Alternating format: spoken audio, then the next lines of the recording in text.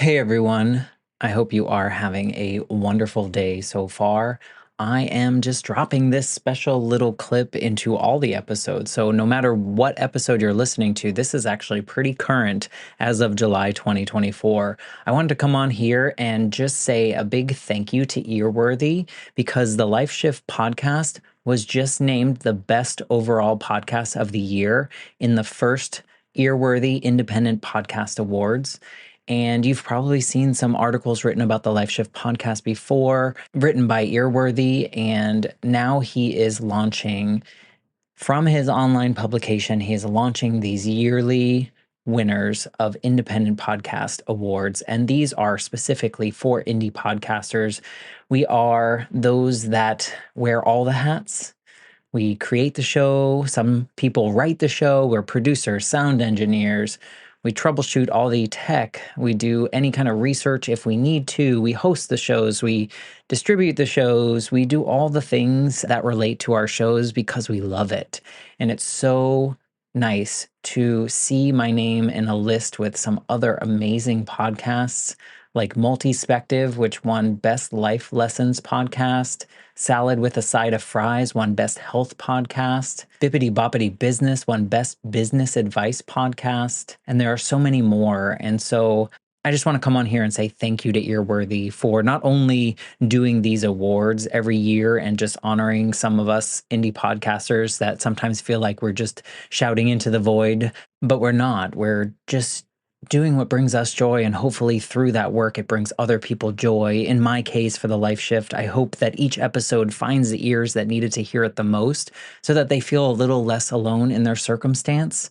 But also, Earworthy writes all these amazing publications pretty much weekly, every week, every weekday, I should say, where he writes on Blogger, Medium, Substack, Tumblr, Vocal, Many Stories, and for other places. And he really just highlights the independent podcasters. So thank you, Frank, for everything you do with Earworthy and for recognizing all of us in the first Earworthy Independent Podcast Awards. If you'd like to read more, please head to medium.com/EAR hyphen WORTHY. Thanks again and enjoy this episode.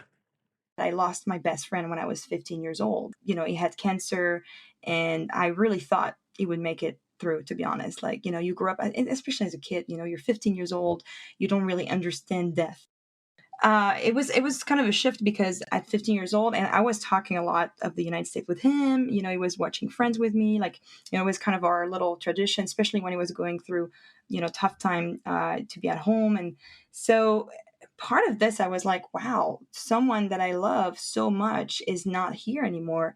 And he wanted to go to New York, and he wanted to go to the United States. And so you feel like, and I still feel like that sometimes, where like, I need to live this life for him. I need to, go through these things that he could and never have done because he died at 15 years old. It kind of helped me through my grief, to be honest, because I was energized by being like, okay, I want to do these dreams. And there's someone that could not do it, he could not make them happen. So I need to do it for him. I need to, it has to be kind of a way that, it would leave through me. This was actually the start of my guest Mathilde's dream to eventually move to America and create the life that she desired. It's a story about making life happen, taking chances, and it's also about honoring those that you love. It's another inspiring episode with a great human, and I know that you will enjoy this episode. So, without further ado, here's the beginning of season 2. I'm Matt Gilhooly, and this is The Life Shift. Candid conversations about the pivotal moments that have changed lives forever.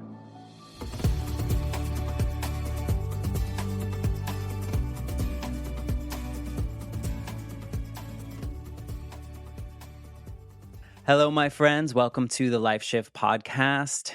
This is an exciting one, guys. It may sound a little bit different because this is technically the first recording for season 2 of the Life Shift podcast. And I am just so grateful that all of you have been listening. This would be episode 33 now.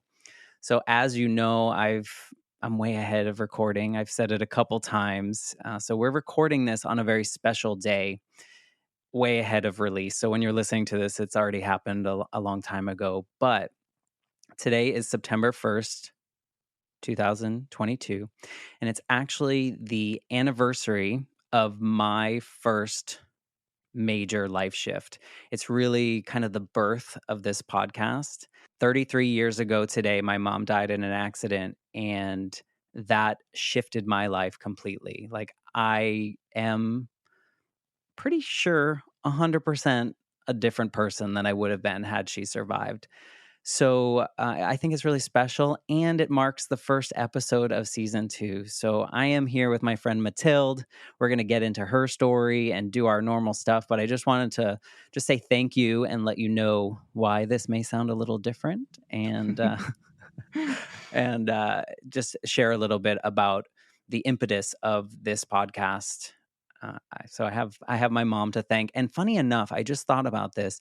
I launched the podcast the week of her birthday. So Wow. it's kind of like this little special place. So I appreciate you being here. But Mathilde, thank you for being a part of this. Thank you. Thank you so much, man. I'm so excited. You are joining us where you're in New York City, and we'll get to why you're there at some point in our conversation, right? Is that where you are? I'm in South Carolina, but Oh, I you was in moved. I was in New York yesterday. Yeah, it's really hard to keep up with me. I know that. My clients always say that. It's like, where are you right now? To be fair, I just went on a TikTok rabbit hole and watched all of Mathilde's TikTok. I think I watched all of them. Oh my God, You're all of welcome. them? Yeah, you're welcome.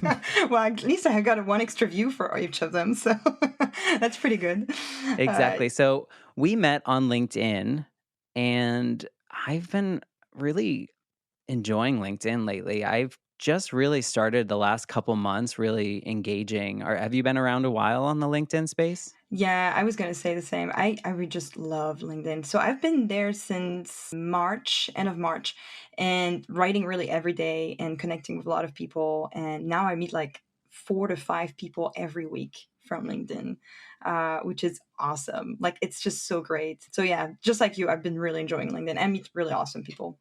You know, you're an example. Don't judge it yet. You don't know. Uh, so we met on this kind of a social activity that LinkedIn likes to have on Saturdays. And, you just kind of introduce yourself and connect. And funny story is that Mathilde and I were in the same place 10 days apart on the other side of the world.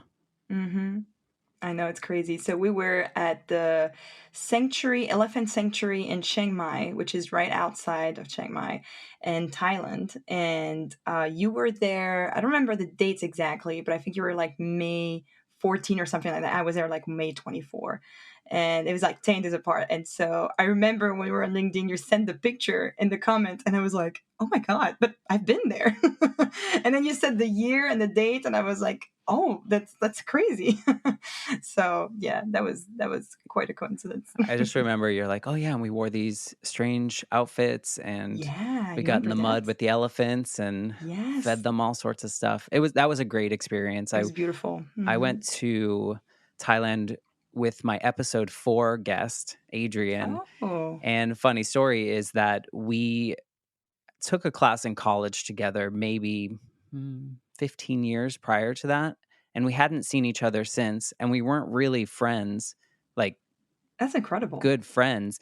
And I Yeah. needed someone to go on a trip with. And so I put it on Facebook, and she's like, sure. It's like, you want to go for 2 weeks? Sure, let's go. And so we went over to the other That's side of the world. amazing. Yeah. That's another life shift, no?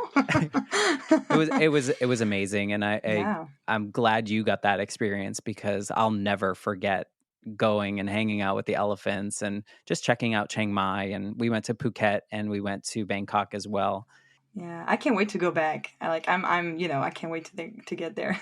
to get on that 30-hour flight over. No, that no. All right, so let's get into you. So you have a story that is super inspiring. I think it's where a lot of people in 2022 would like to emulate in some sort or try to create a life like you've created for yourself.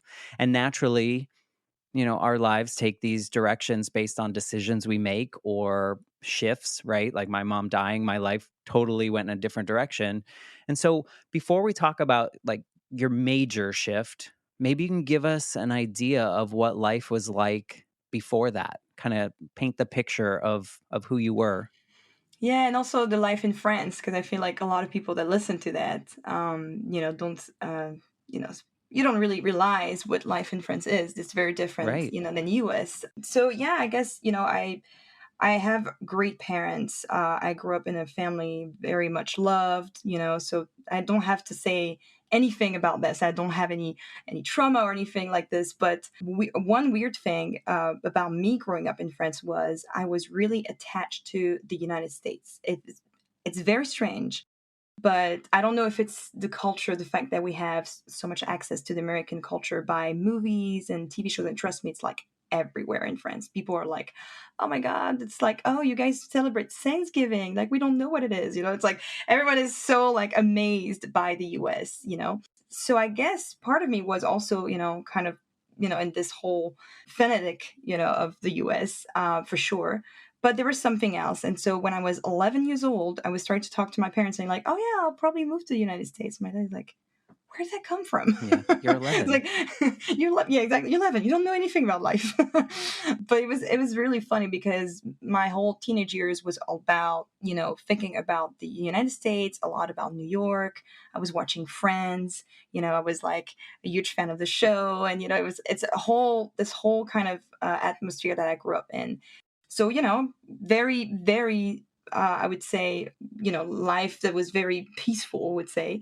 But the one thing that I think really played a part in what happened after was that I lost my best friend when I was 15 years old. My best friend he had cancer, and I really thought he would make it through, to be honest. Like, you grow up, and especially as a kid, you're 15 years old, you don't really understand death. Part of me was just like, well, you'll be there forever. It's just you're sick. And so when he died, it was like, it was one of my shift actually in my life. Yeah, you didn't even tell me about this one. Yeah, I might have mentioned it. It was also on my LinkedIn, but it was kind of a shift because at 15 years old, and I was talking a lot of the United States with him. He was watching Friends with me, like it was kind of our little tradition, especially when he was going through tough time to be at home. And so part of this, I was like, wow, someone that I love so much is not here anymore, and he wanted to go to New York, and he wanted to go to the United States. And so you feel like, and I still feel like that sometimes, where like I need to live this life for him. I need to go through these things that he could and never have done because he died at 15 years old. It kind of helped me through my grief, to be honest, because I was energized by being like, okay, I want to do these dreams. And there's someone that could not do it, he could not make them happen. So I need to do it for him. I need to, it has to be kind of a way that, it would leave through me, basically.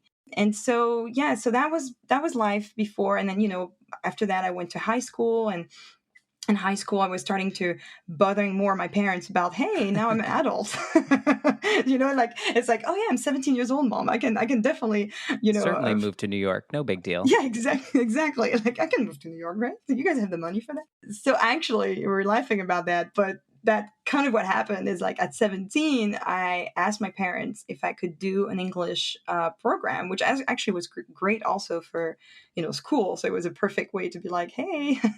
Like, was it a study abroad type thing? Yeah, for like it was really like a summer program. So it's like for 3 weeks. Yeah, it was 3 weeks during summer, during basically, well, high school works differently than US, but it was before like my last year of high school. So I was asking my mom, like, especially my mom, because my dad was like, I don't know, leaving my daughter of 17 years old going to New York. I don't know about that.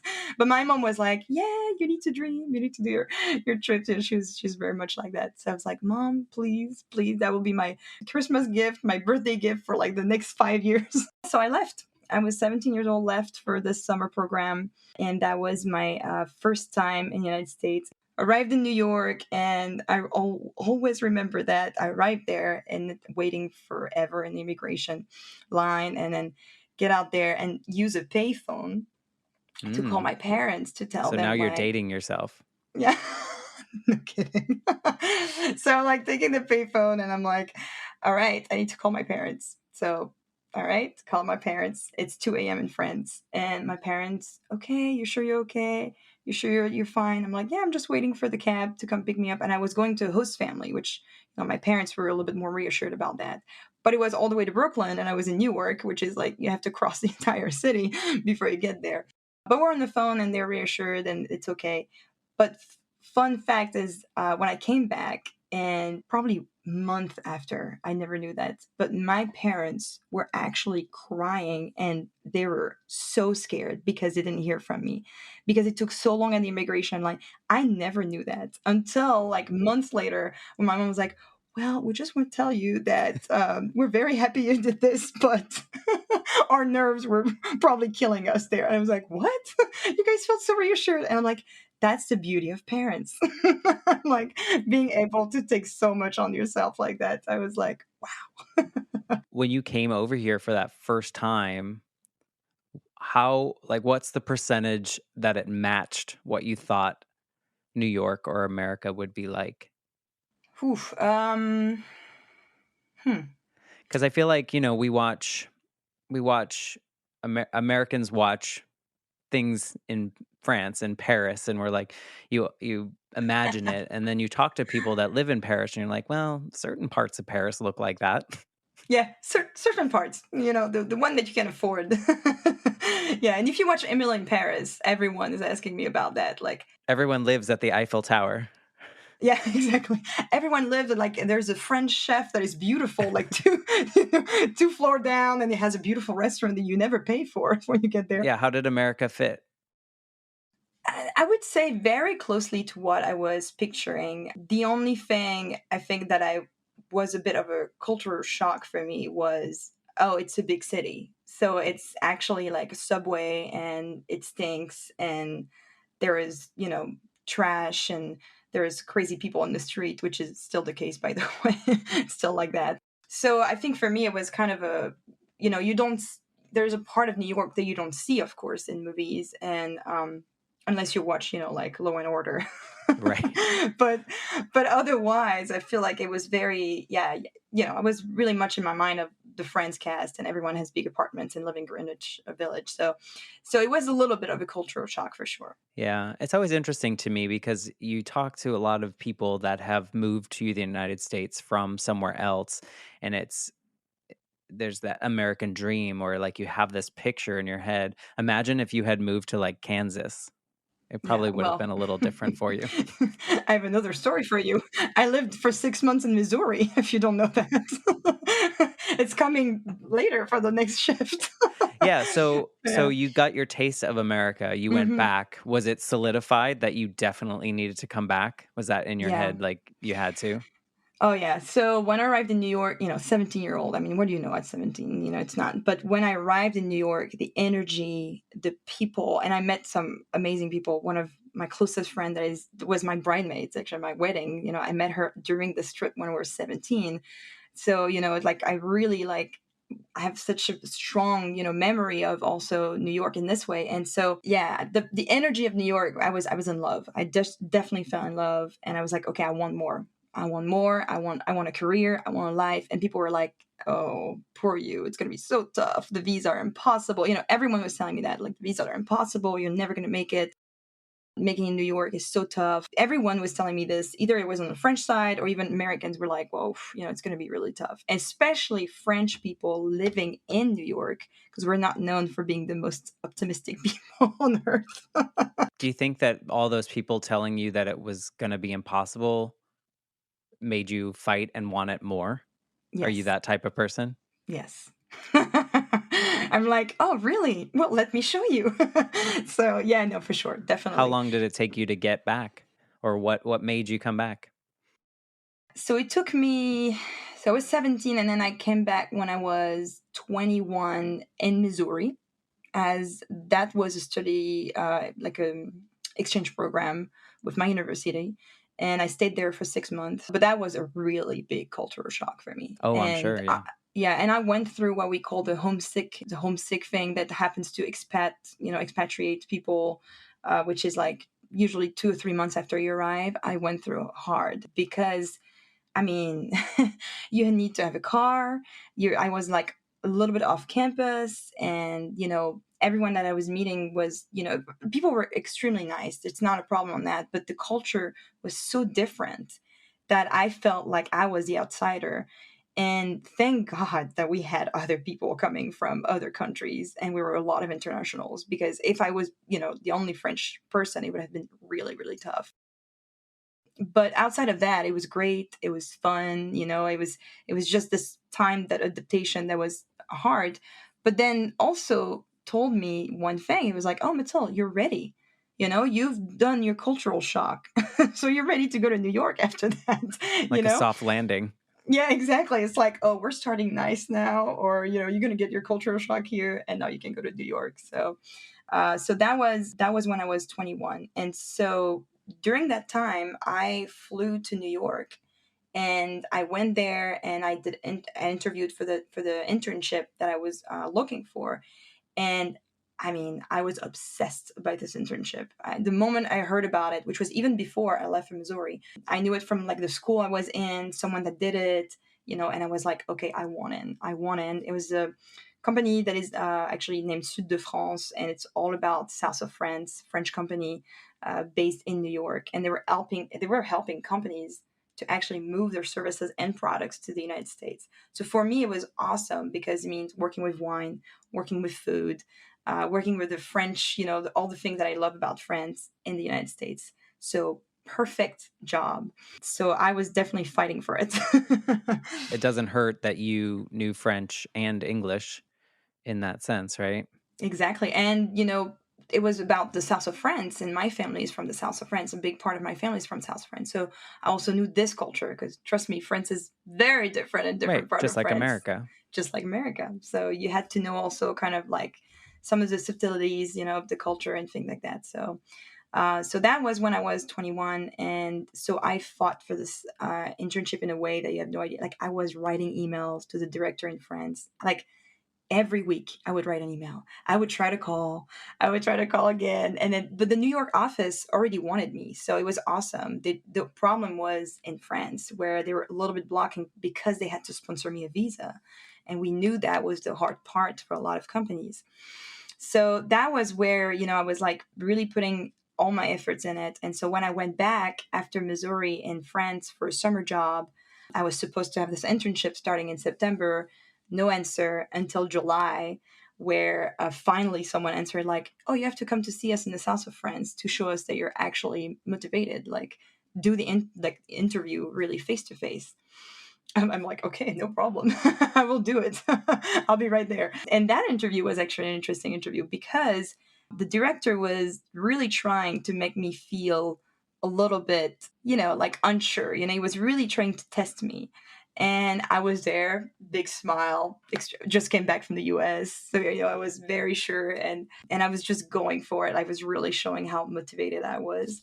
And at the end of the interview, and that still makes me laugh, he looked at me. He's like, "Oh, but you're the girl that called us like 100 times and sent us a bunch of emails. That's you." Like, he looked at my name, when he said that, and I'm like, "Yes, yes, it's me." And he's like, "Well, good thing. That's definitely going to pay for you."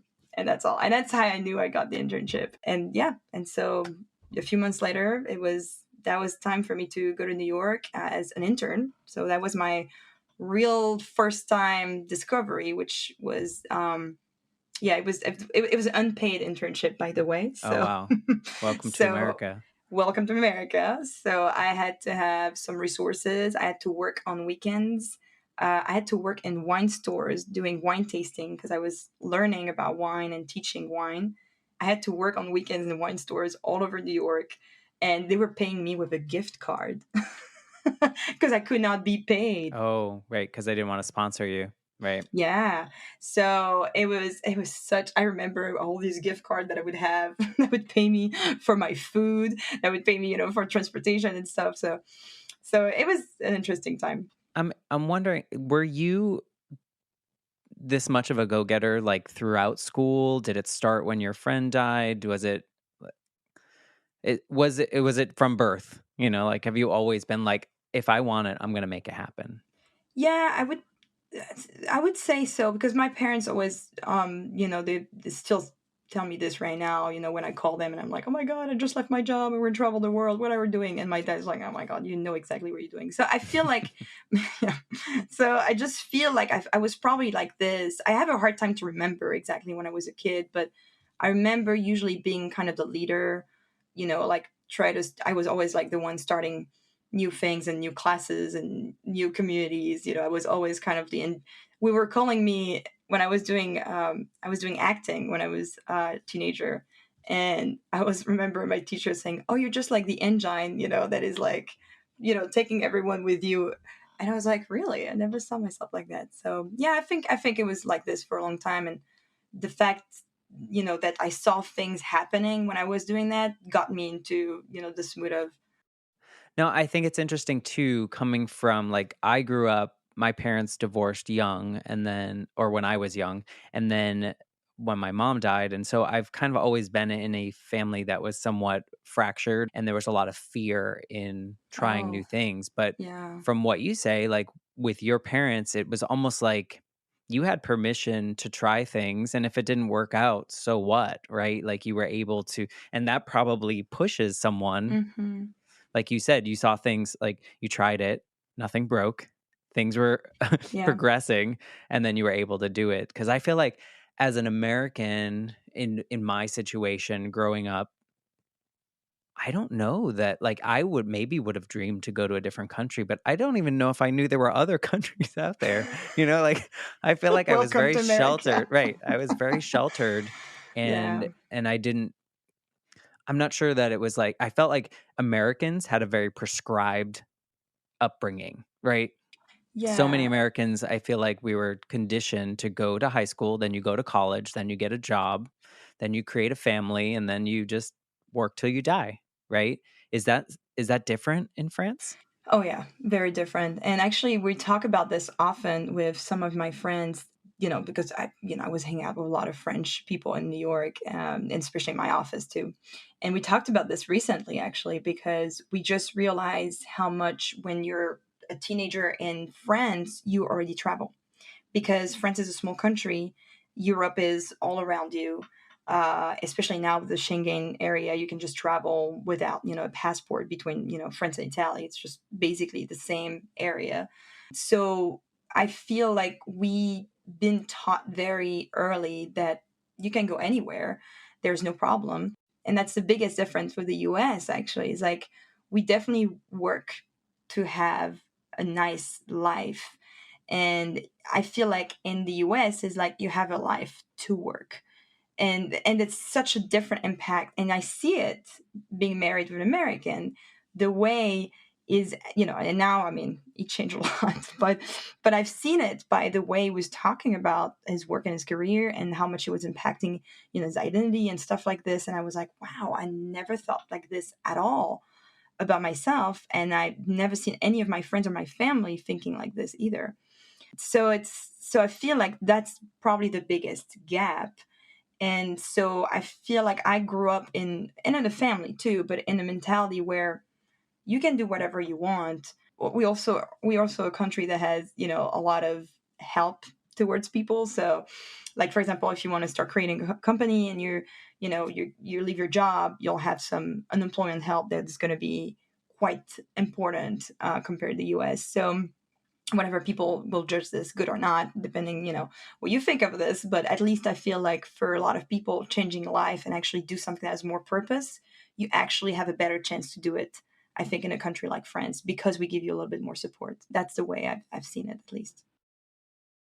And you know what? And forgive me for this. I know we've gone back and forth and we've talked about, the show is about moments that have changed lives Hmm. forever. And I ask, this, I ask my guests to just fill out something really short, just kind of give me an idea of what you think your life shift is.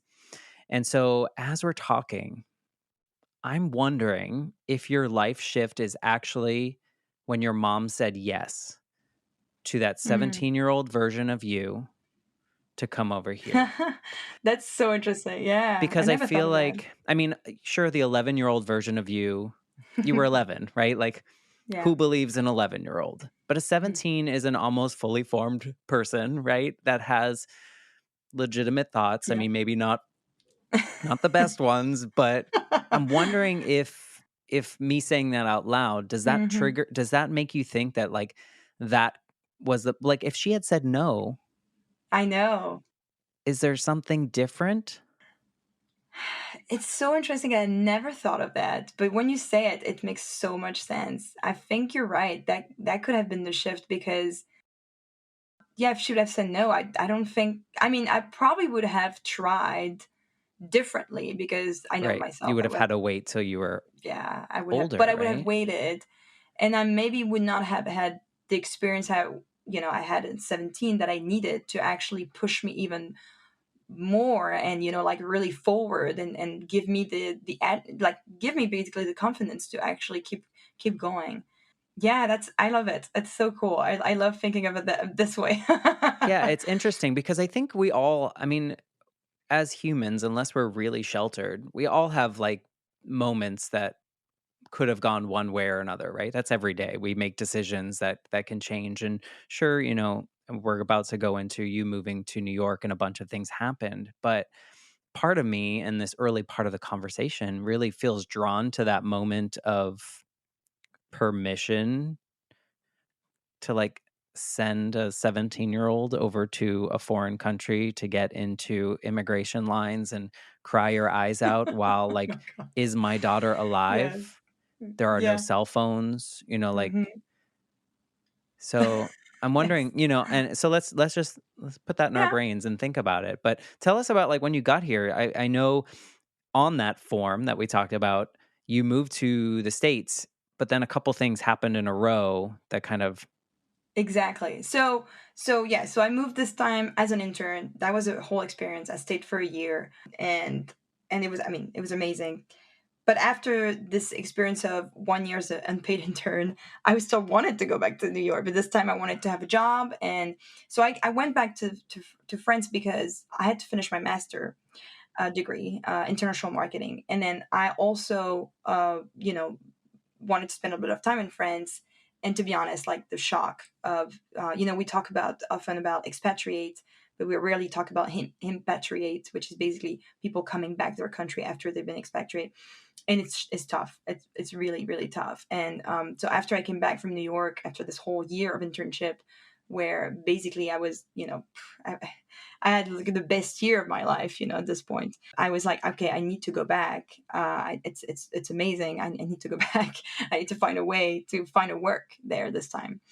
And so I was going through my master, and actually, the company that was having me as an intern got a job opening for a project manager role, which is exactly what I wanted to do. And so they kept me in mind because they love working with me. And actually, the director at that time is now a really close friend of mine. So it's they're all been really good friends because we've been through so much all together. So she was contacting me like, okay, do you want to come back? But I had to finish my master in order to get a visa, because the way you get a visa, you have to show you have a certain level of education. And so I had to wait, but they were waiting for me, which is crazy. They left the job opening open and waited for me, and I could not, like, I still can't believe about this. And she still tells me that. that's because you emailed them so many times. I know. It's exactly that. They're like, okay, we really need to give her a job. Probably I She looked a won't little bit more. stop. It's like, do you look desperate or you look determined? I think I was desperate. No, I think you were No, determined, and they no, I saw was that. determined. Let's not negate the fact that you were here for a year working as an unpaid internship. Exactly. That says a lot, and that's another thing that I think is different between maybe some American culture and someone like yourself. So let's give you a pat on the back, and I think that's probably why they held that job open for you. No, they did, and also, I mean, we love working all together. We were a great team, and like I said, we were at that time we were already becoming friends, and so she was, like, okay, we'll wait for you. So this is, how close we're getting to the departure. I was with someone at that time, ex-boyfriend. I had been for over 6 years, and we were supposed to go together, and that's the whole idea. And so he's figured out this whole thing. He was trying to ask a transfer from his company, and but things were not really going well. And so it was really tough because 6 years with someone, We were kind of engaged. It was not really engagement the way the US would say it, but it's more like what we call like a domestic partnership in France. We call that the PAX. And it's basically when you sign and you say you're actually in a relationship with this person, it's quite serious. So 6 years of that, and then we're going to New York together. And so we arrive in New York, and that's where things started to go south. But that was the biggest, shift for me, because I arrived, I'm here, I have a job, I have a paycheck, and I have a visa, and I am back. And it's so crazy because it feels like I'm back to my old life, except this time I have money. And this time my ex-boyfriend, that time boyfriend, is with me. So we're staying somewhere in the summer, and I start to feel like things are really not going well. I point that he's not even talking to me. So that's a really hard breakup that I'm going through, because I think he was just dealing with things, and I was kind of taking everything on me. And the hard part was that I was starting this new job, so I also wanted to prove myself, work hard. That was the summer, so all my coworkers were kind of like traveling and have vacation, and I'm kind of alone at the office. And so that's where the breakup happens. And we had an apartment together that was ending. And the day we broke up, I have nowhere to go. So I'm with my two suitcases, dropping them at my office. I was like, maybe I can sleep at the office. But lucky for me, one of my closest friend was actually arriving in New York at that time for a job, sorry. And so she was like looking for a place, and she had this like extremely small studio, like in the Upper West Side, like a small bed. And she was like, you can come sleep with me.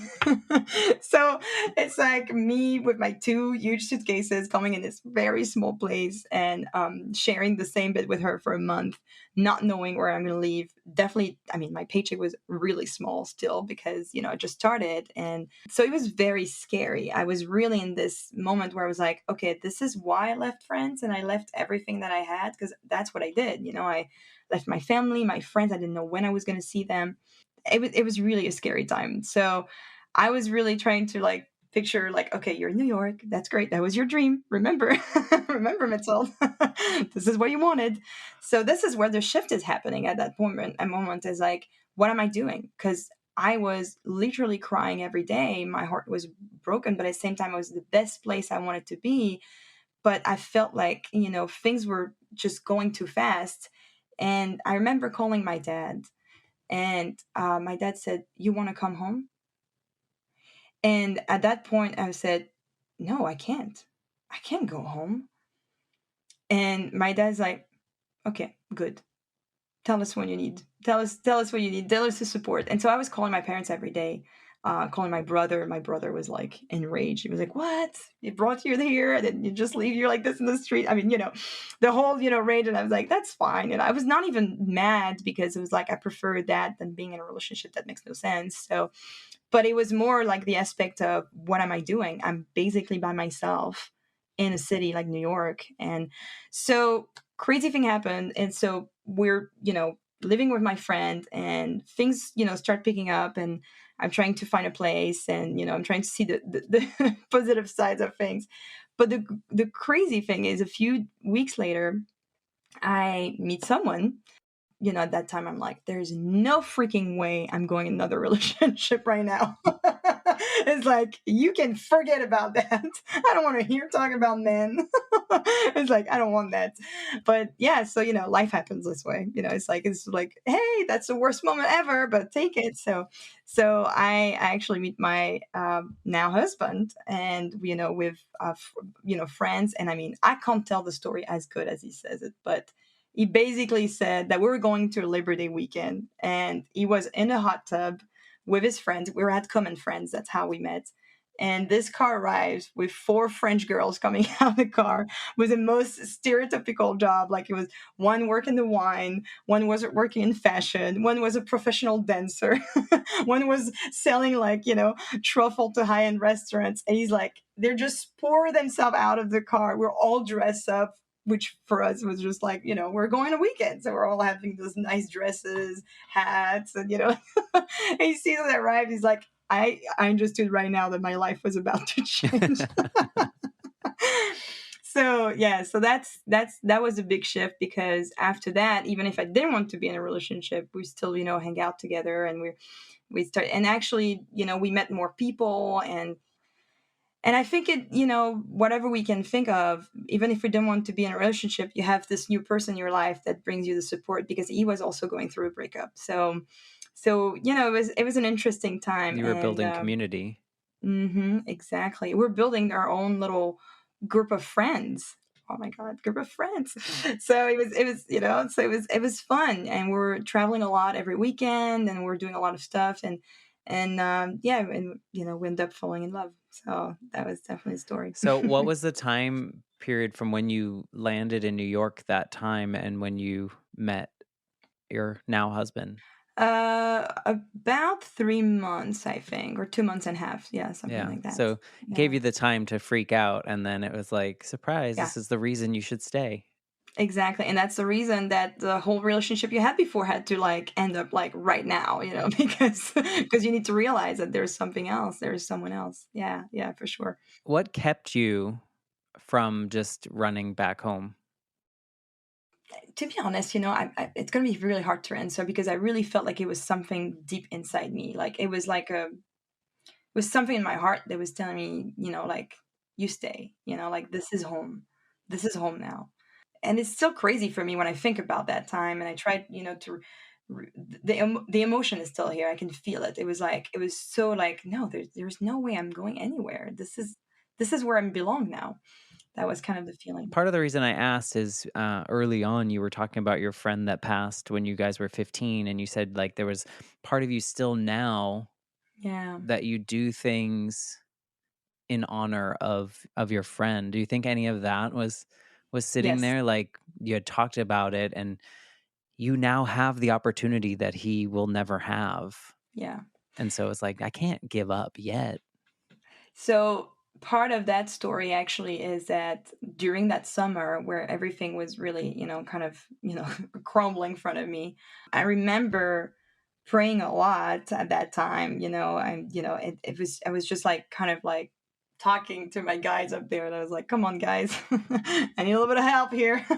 But I was also talking to him, and I was telling him like, man, like, I feel so shitty. I feel exactly the same that when I went through the same grief with you. Like, what the hell is that? And so I think the crazy part is that I know deep inside of me, I know that the day I met my husband, Evan, which was September 2nd, by the way, that day when I met him, I knew something was pushing us to meet. Like, I felt this. I knew it. I knew that something was happening, and the way it was happening, it was just planned this way. And so, whatever we believe in anything, for me, I believe that he was there, and he definitely made this happen. That's definitely what I think.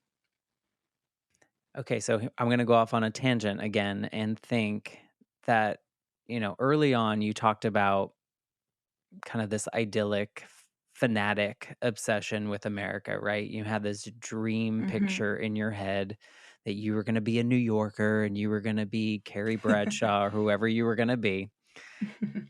I wonder if the universe was like, let's erase that so that you can create your own. Hmm. Yeah, I think you're right. I think, and I definitely think that now, because of, I've been in New York for 6 years, and I've seen that my life was never like anyone else, because you're basically a French person living in the United States and meeting my husband, American from South Carolina, and so I was like, wow, this is such a unique story that I could not even have, invented myself. And so you're right. I think that's definitely true. And the reason I say that is because I think sometimes we have this like picture of what the ideal or perfect situation is, especially of New York or something, or like Hmm. LA or Hollywood. And some people might have that picture and then they meet Evan, but he Hmm. doesn't fit the picture, right? And so therefore you dismiss. So I'm wondering like if the universe was just like messing with you like, look, let's get rid of this friends, Yeah. situation in your head so that you can be welcoming of this new community that you never really pictured in your head? Well, I think one thing that I realize, and it's kind of close to what you're saying right now, is that I think my whole life, I mean, I believe in past lives. So, first, for a long time, I didn't even believe it. But very recently, I started to believe in that. And I really wonder, oh my God, maybe I had a past life somewhere that I had to go back to. But part of me also, was thinking, well, I was growing up in this image we were giving me. It's like, we were showing you an image that you really, really want to make sure you're going to be determined to get there. But the whole plan was actually to make sure I meet the person I was supposed to meet. That's kind of how I felt it. It's kind of how I felt way after, when we started to be together. And I was like, that's crazy. Like, we gave me this image to make sure I was like, going towards this, but it's because there was something else that was like waiting for me. And if you're telling you, oh, you have to go to US to meet your husband, I don't know if at 17 you really care. But if you tell you, like, you can live a dream life, like exactly like you see on screen, go for it. And then you're like, okay, I'm going. And then it's like, all right, now we have a whole new plan for you. Well, it's kind of like So shopping, right? Like you walk down a street, you see something in the window, and you're like, "Oh, cool, I'm gonna go in there." But then deeper into the store, you find what you really want. mm-hmm. I think it's cool. I think, it's unfortunate that you had those moments, but they probably made you appreciate Oh yeah. everything that you grew from that point on a lot more, right? Oh yeah, for sure. And I told this to a friend recently that got her heart broken, and I said, actually, for me, one of the best time of my life was to be heartbroken, not because of the suffering, because that sucks, but because of what comes after.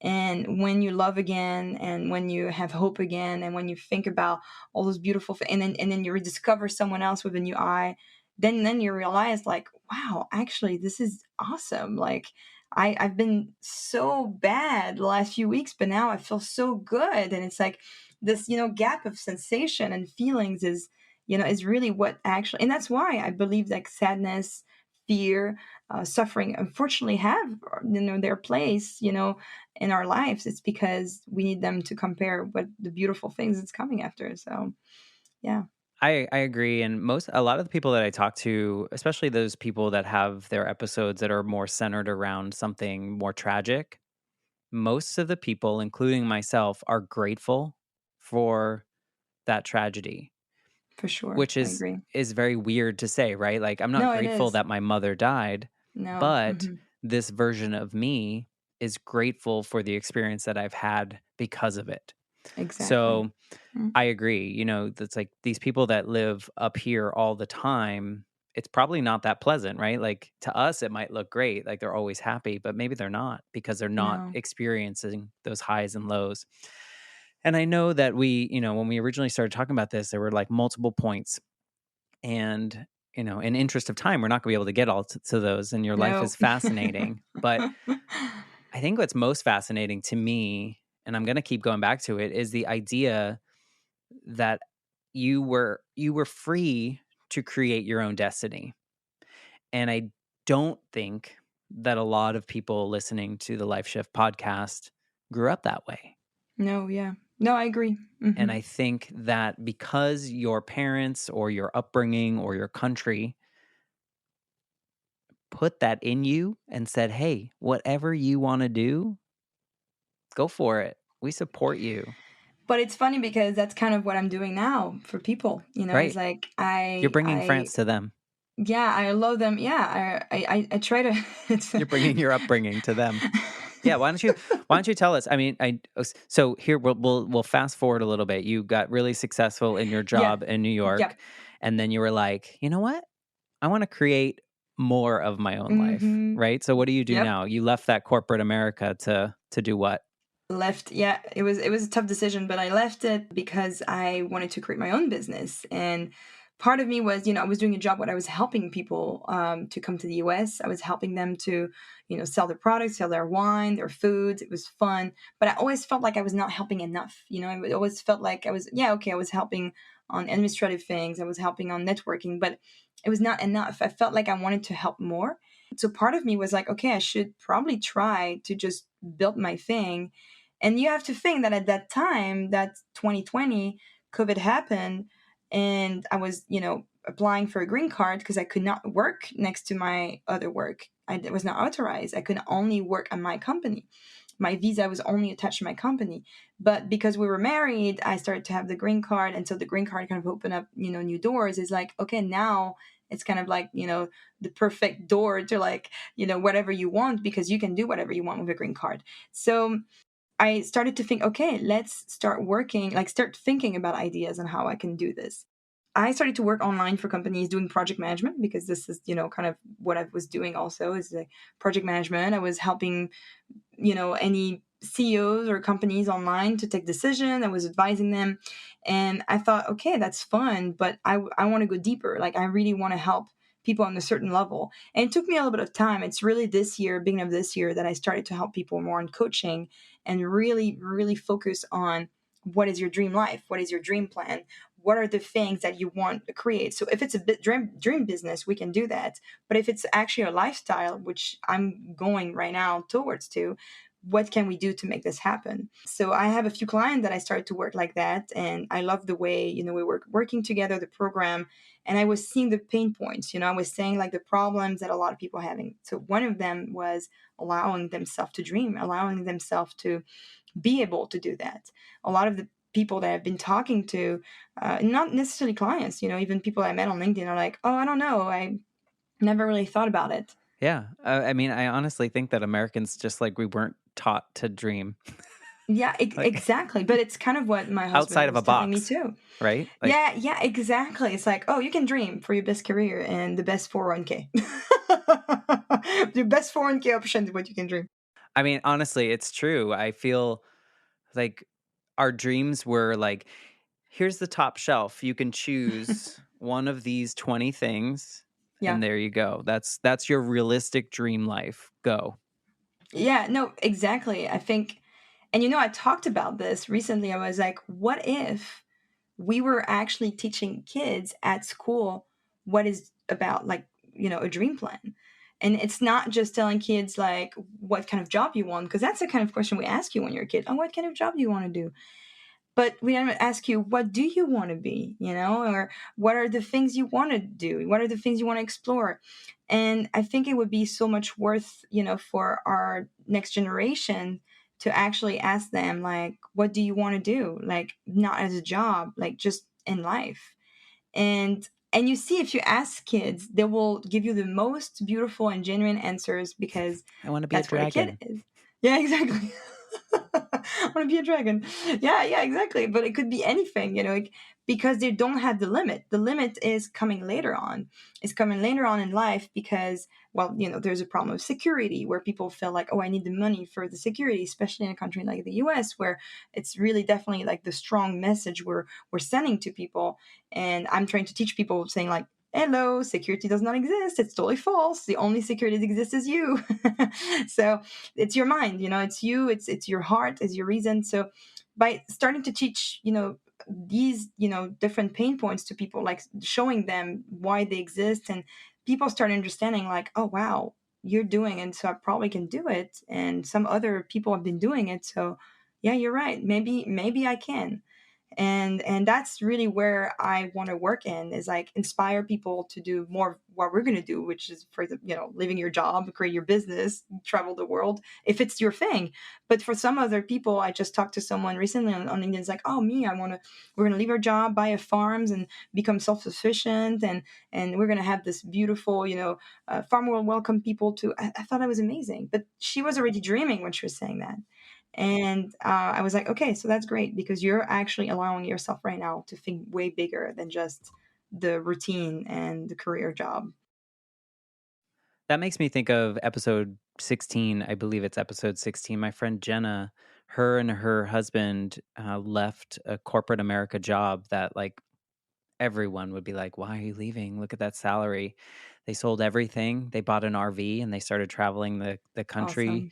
to different farms. And now Wow. every, she says, like, the next best step is kind of their thing of, or dream a little dream. And each thing got them to their dream farm, creating sustainable food for the entire community. And, and so, but it took like what you and Evan are doing, like leaving corporate America to find the things that are in your passions to, I guess, provide quote unquote security of Hmm. funding, right? In order to Oh fund yeah, whatever you want to do. But you mentioned exactly. it just in passing that you guys are just about to leave to whatever destination that you want to. Is that worldwide? Is that countrywide? What's next? Where are you going next? So that's the next, shift, and especially for Evan. And so our next destination is France. So we're gonna spend a bit of time. So for me, it's it's nice. I'm gonna be. It's been a long time that I haven't spent that much time in France, so it's gonna be a bit weird, but excited to spend time with the friends and family I haven't seen in a while. And for Evan, that speaks very good French, like he's close to fluent now. It's practicing and be there because I really he wanted this experience of being in another country for such a long time. And I told him like, well, now you speak language perfectly, you understand the culture, you understand even the bad private jokes between French like people, you're like, you're good, so you can do it. So I think that's definitely the next step. And then after that, it's going to be mostly Southeast Asia. I have my brother that lives in Sydney, so we're going to enjoy the fact that he's there for doing Bali, Sydney, Vietnam, Thailand, back to Thailand for It's sure. amazing. Yeah, Cambodia is on our list. I always wanted to go. And the idea is also to keep working, of course. Like I really want to keep building my business, and Evan is building his career as a voice actor and maybe other things because he's still discovering what he wants to do. But part of us part of it, sorry, is we want to also do charity work. So the idea was also we go to these places and try to see how we can build something. And it could be either be part of charity that already exists or build something, or use also the community that we have in the US to maybe come and help to something. So we're still thinking of this, and I think we want to travel to see what are the needs and where we can be helpful. I always wanted to do charity work for like such a long time. And I remember like I was dreaming when I was in corporate job a few years back. I was dreaming on my computer, looking at these charities that needed help. I was sending them message basically saying, I'm coming soon. But so I really want this to happen. And then, we It know will happen. yeah, it will I happen for mean, you've sure. made all these things happen now. Okay, so in the interest of time, I like to ask a question to all my guests, but yours is going to be a little bit different. So, my thought is, what if you went back to that 17-year-old version of you that was like, I want to go do an English 3-week thing, and you told her, hey, you and your husband in 2022 are about to travel the world living your dream life. How do you think that conversation would go? I think she would be pretty excited because she already wanted to travel the world at that time. New York was definitely like the first part. I think she would be excited, and you know what? I think part of it would not be surprised actually about the American husband because I always felt when I was growing up that I was almost an outsider of my own country, which is kind of weird to say that because I always so like I said, like it's great to see both worlds, but I always felt very close to American mentality for a lot of things, which is the fact that you guys are always very positive. You guys have such a strong. It's true. You oh my god, go to France and then you'll you'll understand what it means. Comparatively. Oh yes, no, but and you guys love to celebrate. There's this strong feeling of celebrating, having fun. The problem was that the other part of mentality of the US is that there is this corporate and kind of like you have to be inside the box. But the one thing that even if you're inside that box and like even if you're like in this world that we're kind of forcing you to be in there, you guys still try to like see the best part. Like I was so surprised when I arrived in the US that I was talking with my host family for the first time when I was 17. They're, oh yeah, I have these health issues. Like she had a bunch of problems, and she kept saying, but we're so happy. And I was like, I never heard anyone in my life at that time Really? other than my parents, said they were happy. That's Because in interesting. France you don't talk about your emotion in a way, like you don't talk about like a happy, because French people love to complain. We love that. We love that. We love to complain. There's always better somewhere, and it's incredible. And that drives me insane when I go back to France. So I was seeing all these parts, of the American mentality that I was attracted to. So when I was 17, if we were telling me this, I would be like, cool, because you guys are pretty cool people. I mean, there's probably things we don't agree on, but otherwise, it's if I had to choose another country that I'll become a citizen one day of the US, it's like, yeah, I like that. I like to choose this one. Yeah, that doesn't surprise me. You know what surprised me too? It's almost like your parents were an anomaly as well because they were like this positive reinforcement in a Yeah, for world of sure. complaints. But Oh it yeah. stuck out in that whole conversation earlier. You said you spent the year doing the unpaid internship here in New York, and then you went back to France, and you kind of felt like it felt weird, right? It felt like you were not home No. in a way. Do you think that when you go there next? Yes, and I'm going to tell you something. It's not sad. It's going to sound sad, but it's not. Okay, but when you become an expatriate in life, I don't think there is really a place that is home anymore. It's not. It's a curse at the same time that is a blessing, because we have the chance that we've been living everywhere. And I've talked about this with expatriate that thinks exactly the same thing, is that you can go to different places and you can find a part of home. If I go back to France, I definitely got to find a part of home because my parents are there, because my friends, because memories, places I've been. But part of me feels also that I don't really belong there anymore. But it's the same thing when I'm here. It's the same thing when I'm in the US. There's a part of me that feels like it's a bit like home, but at the same time, not really. So I think for me now is I'm not trying to, figure out where is home. I mean, New York is the close one for sure, because that's where, kind of everything started. So definitely where I would feel the most home. But, there's still things in New York that I, don't agree with. So, but it's to find the people that makes you feel home. And so the one reason, when we started to think about, traveling the world with Evan, I was not scared at all. And I'm still not scared. I'm a bit anxious and, like because of the logistic part of everything, but I'm not scared at all. It's because he's my home, and we kind of said that to each other. It's like, whatever we're going in the world, and that's what I want him to experience, because I want him to feel that way, that he can understand that feeling.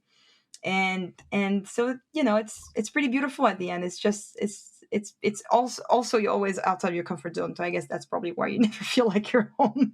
But it's exciting. It's definitely an exciting part No, of the I journey. mean, I think your story is inspiring for a lot of people, but I think specifically for Americans, especially those in my generation of like you can dream big and you can actually make those dreams come true, and your dreams do not have to fit in the ideas of other people, right? It's like your dreams are yours. Hmm. So own them, live them, do what you need to Exactly. do to make them happen. You said it. Yep, exactly.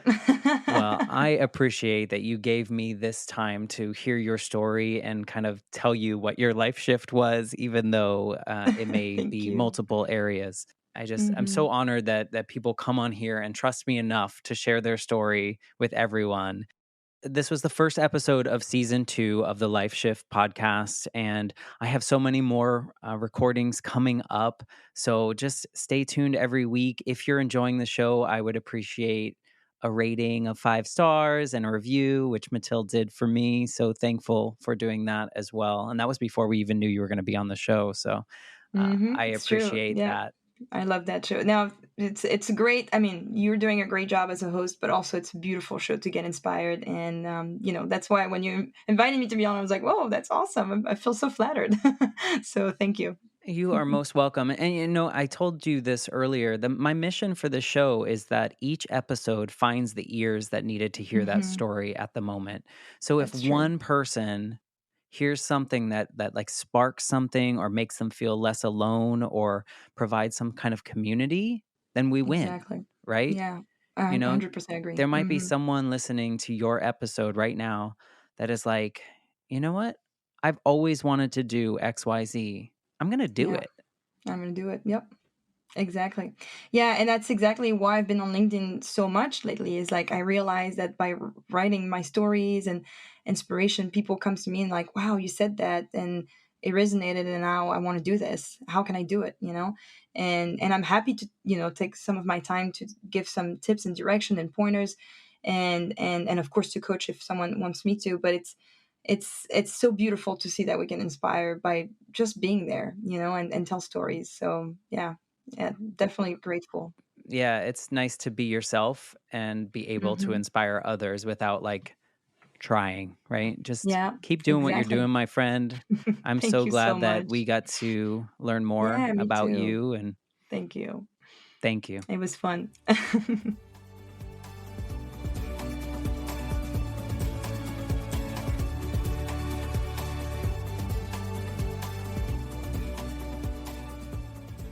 For more information, please visit www.thelifeshiftpodcast.com.